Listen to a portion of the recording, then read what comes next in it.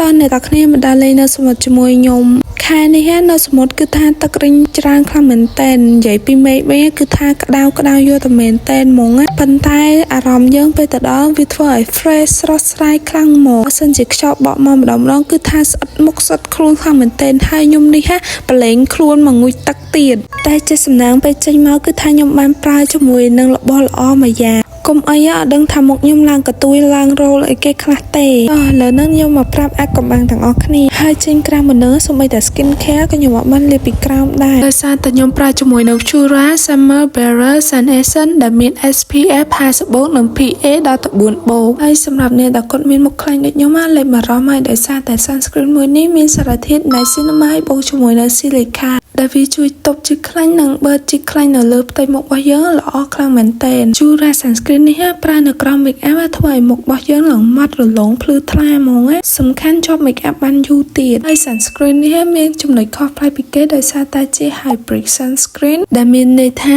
ជា sunscreen physical កាត់ជាមួយនឹង chemical ហើយគ្រប់ស្បែកមុខទាំងអស់អាចប្រើជាមួយនឹង sunscreen Chura នេះមែនដោយសុវត្ថិភាព